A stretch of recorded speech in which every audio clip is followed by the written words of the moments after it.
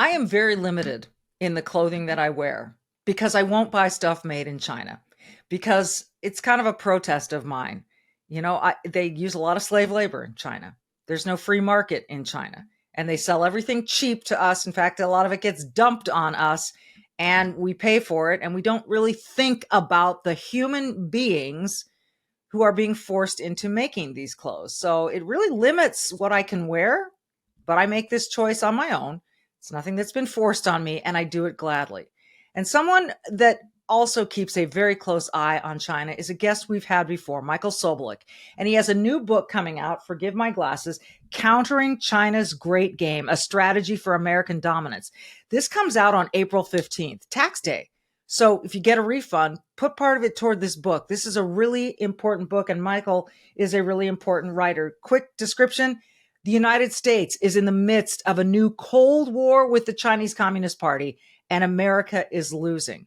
We can't lose this Cold War. This Cold War is being fought through TikTok and through a number of other channels.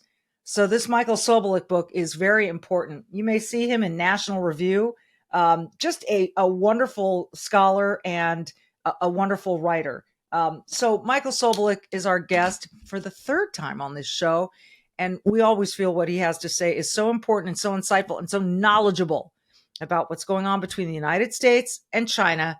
Stay tuned. If your kids are on TikTok, if you are on TikTok, stay tuned. Welcome to the Michele Tafoya podcast. Michael, welcome back to the podcast. Glad to have you.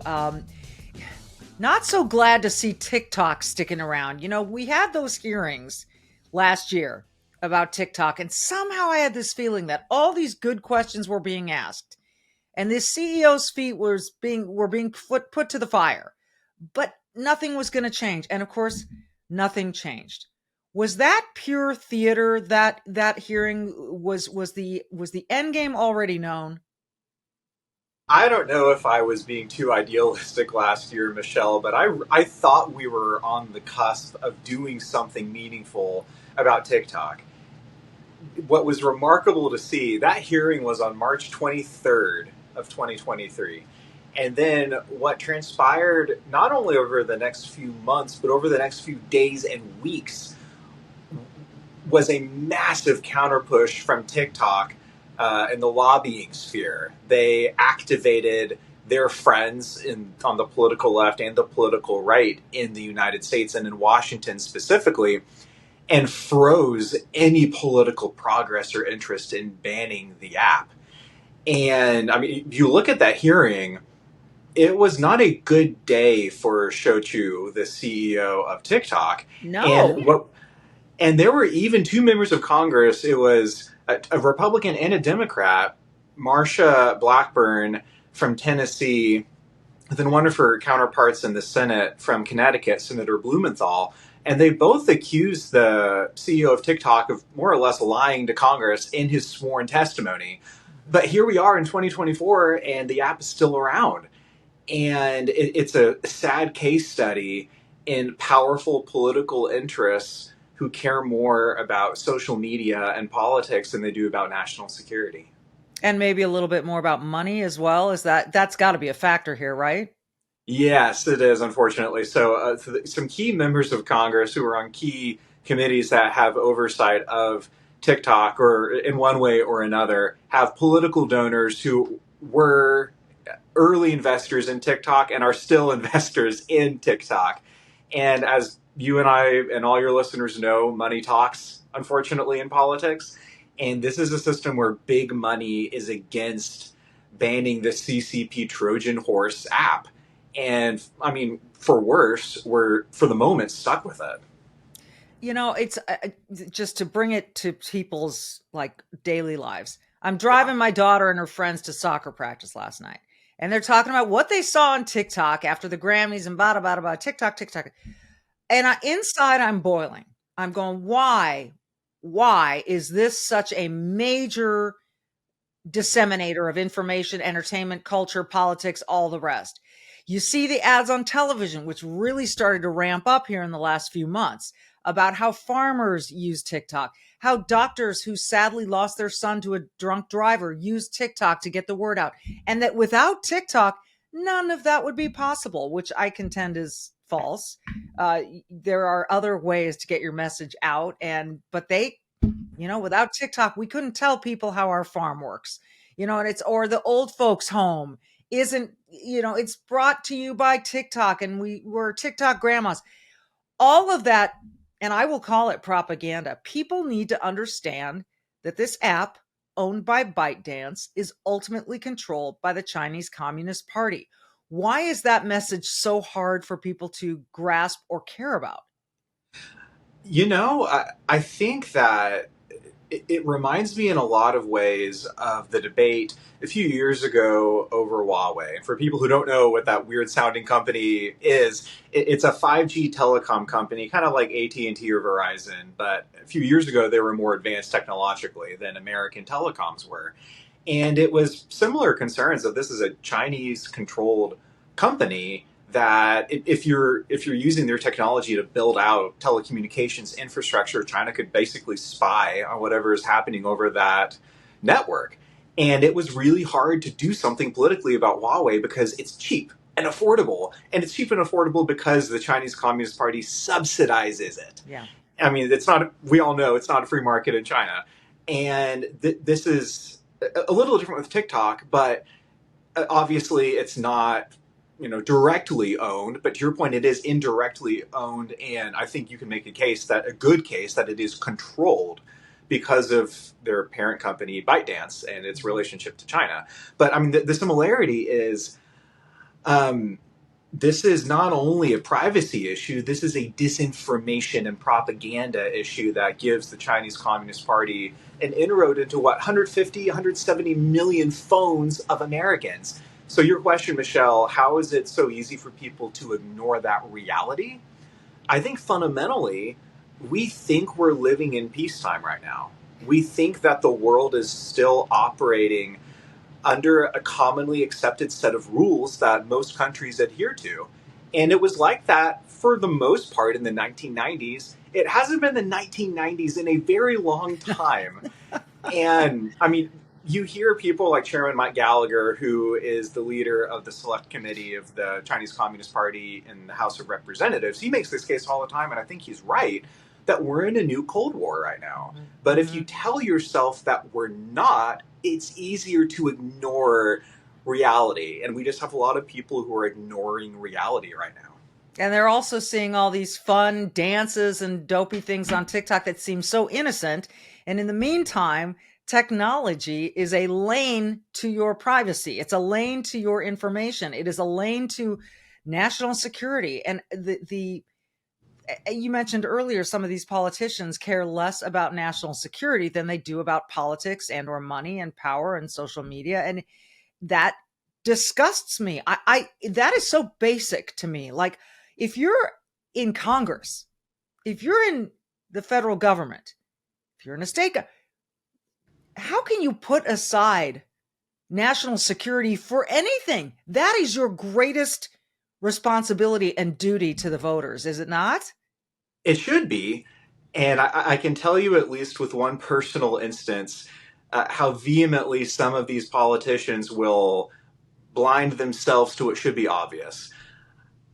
This past summer in 2023, a journalist on the TikTok beat approached me with a story about how a former Republican candidate for president had a donor who's the CEO of Oracle. This guy's name is Larry Ellison, or the founder of Oracle. And Oracle and TikTok have a very close relationship. So it's in Oracle's financial and business interest that TikTok is not banned in America. I will not name names, but this American Republican who was running for president was strangely one of the few people in the field at the time who did not support a TikTok ban. So the journalist approached me, wanted to write a story, and I gave a quote happily to the story because it's good policy to ban TikTok and it's bad policy to let it run free. What happened the next day was the campaign for this Republican politician found out about the story, called our think tank and basically intimidated our institution and me to revise the quote I gave to the story. and to not run with it. And they had no real defense of substance at all to share. It was an inconvenient story for them politically, because it looks bad if you care more about your campaign donations than about the security of Americans. And politicians who are on the wrong side of an issue will do whatever they can to hide their perverse incentives. But this is why sunlight is the best disinfectant with stuff like national security. We need to put the American people first. And some politicians will find themselves in compromised positions if it is discovered and revealed they're not doing it. But that's too bad for them. Like, this is literally their job. How did you guys respond to this request? We stood by our guns, and we stood by the statement we gave this journalist. If anyone's curious, it was published by Fox News. Like, it's not in my interest to out this person, but if anyone wants to do digging, they can easily find this story. Okay, so the article was written. Was your quote included? It was. Yeah, it Okay. was. No, and it's good to hear. It's not worth backing down on an issue when you're on the right side on the merits. And I'm not naive enough to believe that all it takes is to be on the right side of policy to change policy. I mean, TikTok isn't banned, and there are many reasons for that, but this is a huge reason. There's a lack of political courage right now. It just is stunning to me, the lack of courage across many, many parts of life right now, and politics is one of them. If somehow things started to evolve in that regard, how difficult would it be to ban TikTok? Or similarly, why can't they just find an American buyer to separate TikTok into its own entity here in the States? That got a lot of press attention initially, and the Biden administration came out and said they were looking to find a new buyer. The Trump administration tried to do this as well. Listen, it's not in China's interests to sell TikTok to an American company, because the minute you do that, presumably control of the TikTok algorithm leaves the offices of ByteDance, so to speak, and then is under the auspices and control of a U.S. company. Listen, if a U.S. company owned TikTok, I don't know if I would open an account or not, but like, all the national security interests disappear immediately. Right. Because you don't have a foreign adversarial government controlling it anymore. But it is not in China's, specifically the Chinese Communist Party's, geopolitical interest to let go of that control. Well, that makes all the sense in the world. So therefore, finding an American buyer seems like an impossibility because China won't let it go. So is there another option for getting rid of this thing here in the States besides just having the federal government ban it from federal phones?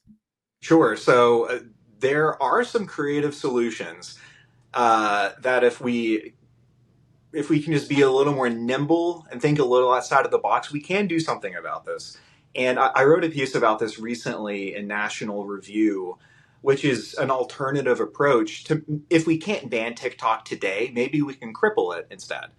And ByteDance is a foreign company, which means it is subject to U.S. export controls. And when we talk about American exports, the things that come to our minds are, what did America used to make? A lot of refrigerators, cars. I still make a lot of cars, but like actual material goods. But we export more than goods. We also export software and technology. So when you are talking about a foreign company who owns an app that lives on the phones of Americans, data transfers and software update requests are considered exports because it's software and technology. So that means that theoretically it would fall under U.S. export controls.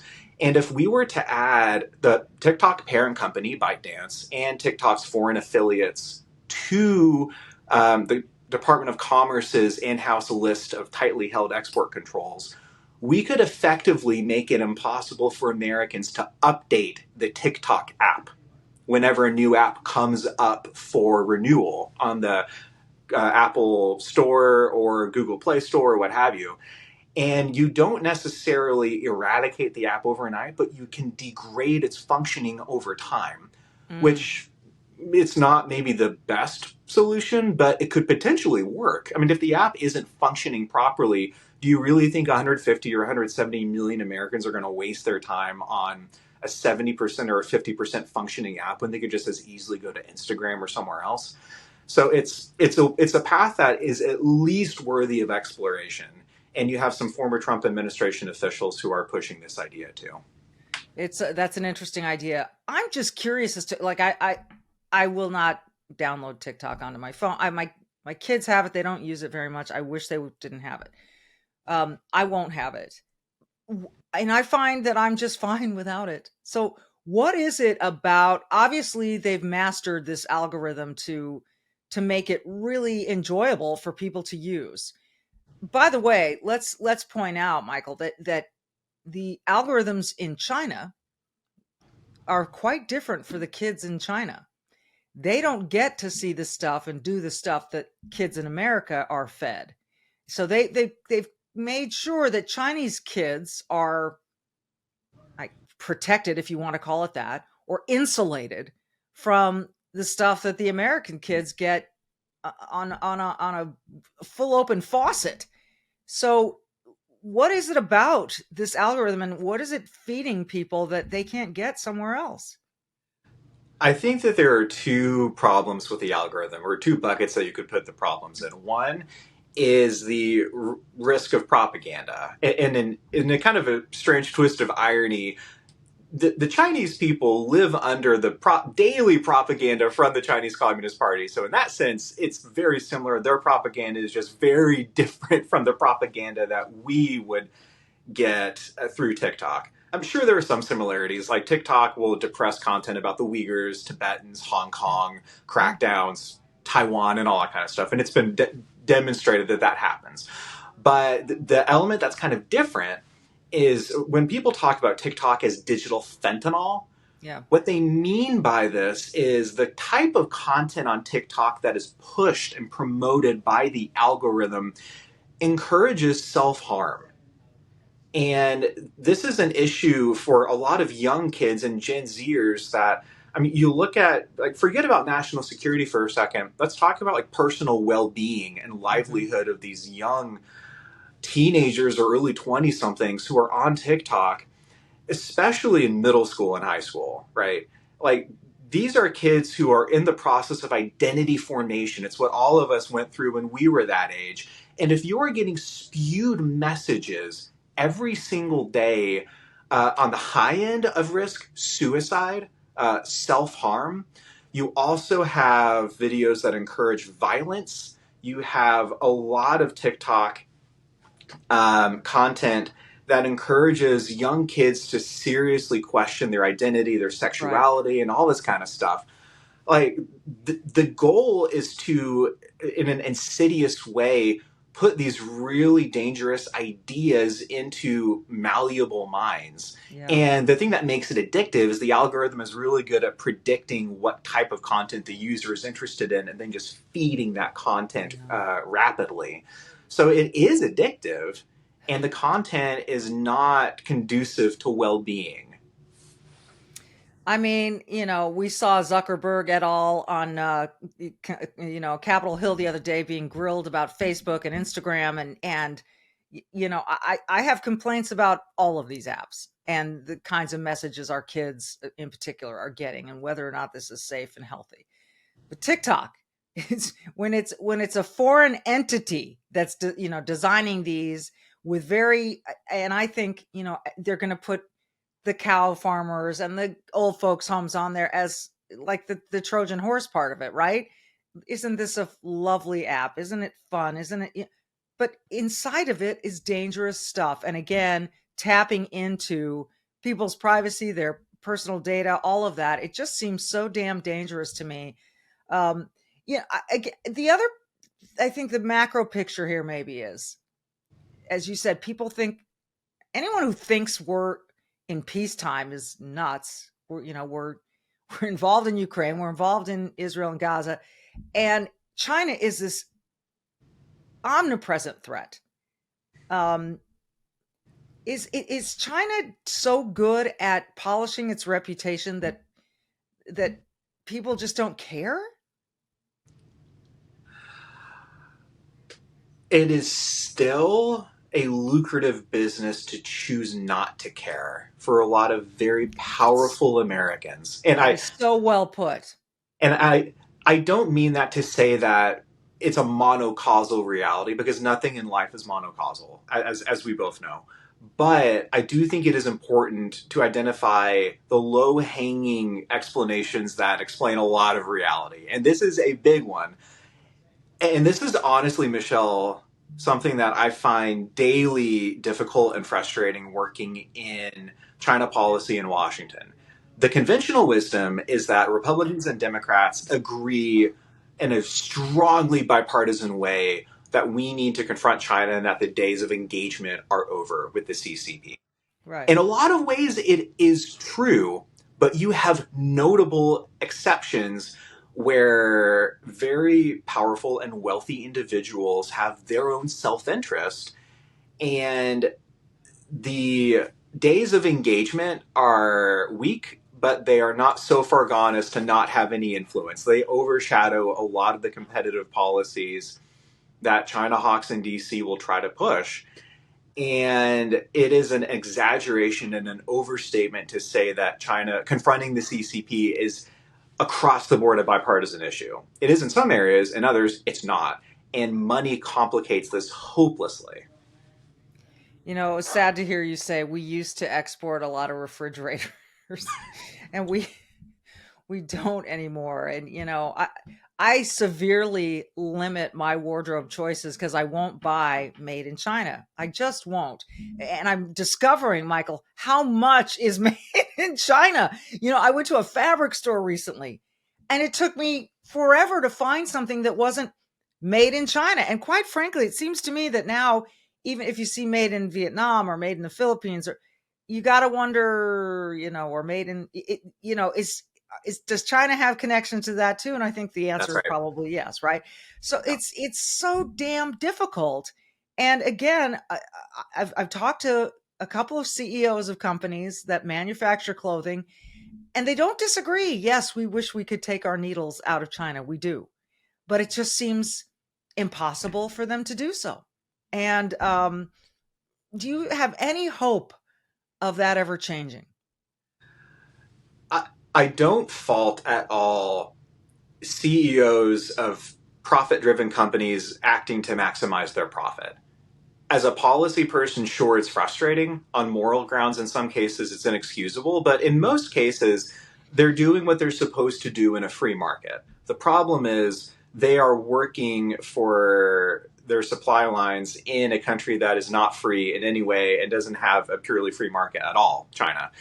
And I mean, the reality is this dynamic will not change until Washington provides new incentives for our own companies to respond to. Congress is going to have to legislate and pass laws. It's just going to have to. I do believe in cases of egregious oversight and just lack of care for human rights abuses inside of China, call it out, shine a light on it. People, if they can't find it within themselves to care organically, that stuff should be exposed. And there have been plenty of instances like that.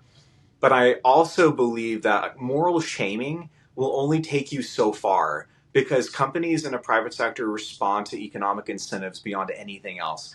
And members of Congress face this dilemma. It's easy to morally shame a company doing something bad. You just send out a press release, send out some tweets, do a news hit on cable news, and you can get a news cycle out of it. Right. But we need more than a news cycle. We need systemic change, and that comes from the hard work of legislation. And the thing that I don't know, Michelle, is what is it going to take for a once-in-a-generation defining policy change to happen? Because, again, people think we're still in peacetime. And as long as we think we're in peacetime, we're not going to see that kind of change that we need. You know, it kind of reminds me of the migrants beating up the cops in New York City and the photos of them flipping off the press. Like, that is a pivotal moment, it seems to me, for not only New York, but for a lot of people to say, whoa, whoa, whoa, whoa, whoa, whoa, whoa, whoa, whoa. Maybe I haven't been paying close enough attention. and it seems like a galvanizing event.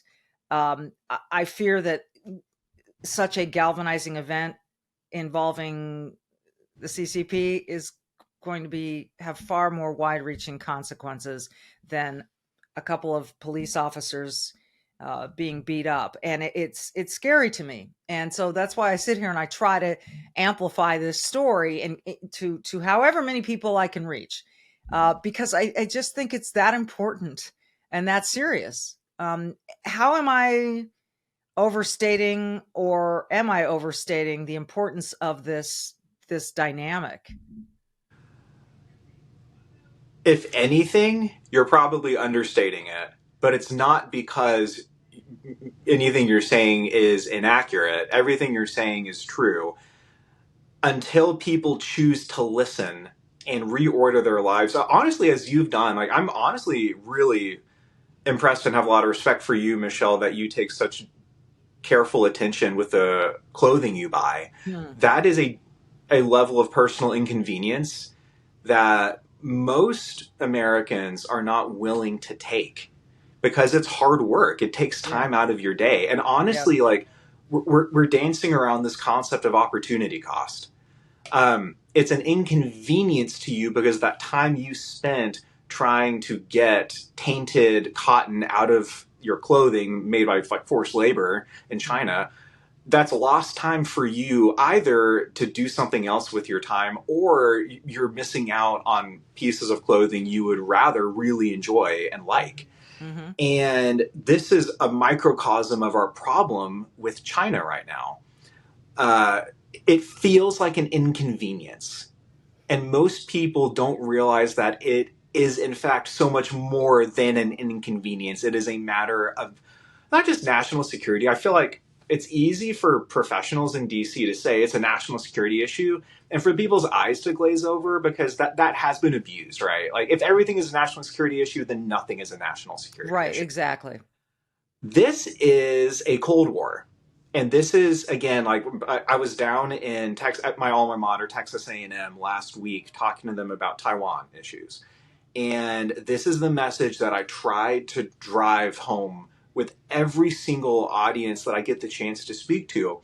Because if you suddenly perceive and realize that, regardless of what we think, Xi Jinping, China's dictator, and the CCP think they are in a Cold War with us. And it only takes one for a Cold War to be a reality. So it feels like an inconvenience, but we are actually sowing the seeds of great future pain the longer we put off this reckoning. Oh, that's so well put. And it is a reckoning. And, if only, it always amazes me, and I'll finish with this, that we are so obsessed in this country with our own sins of slavery that are, a couple of centuries behind us, should still be analyzed, should still be criticized, all the rest. But the obsession with it versus what's going on right this minute in other places, to people who are enforced, they're in slavery, they're in slave camps in China. And it's disgusting. These are human beings. So I'll leave it at that. Michael, it's always so good to talk to you. I always learn something, and it's fun to hear from you. I got to tell our audience that, because you've been on with us a couple of times, and you've adopted a young son. And how is fatherhood going for you? It exceeds the best picture I could have ever imagined. I heard a lot of people say all my life that parenthood is the hardest thing and the best thing you'll ever do with your life. Yeah. I can attest to that, but I would add one amendment to it. It is hard, and it is the best thing ever. And the sweet, really fulfilling parts of it overshadow the hard parts. Yeah. It is more beautiful and fulfilling than I ever could have imagined it would be. Our son is everything to us, and it is the greatest privilege of our lives to have him in our family. Okay. And on that note, when I'm going to start crying, I'm so thrilled for you. I really am so happy for you. And I'm happy for that little boy, because he's found his family, and it's a beautiful thing. And I tell this to people all the time: you will find your family. If you're going through infertility, whatever it is, you will find your family. So congratulations. I'm so happy for you. And thank you, as always, for joining us. I really appreciate your insights. Thank you, Michelle. It's always a pleasure to be back. Thanks. So, folks, I would encourage you to be brave and do good. Be brave. Look at a label and ask yourself, do I really need this thing, this plastic thing made in China? Do I? And do some good and put it back on the shelf. And we will see you next time.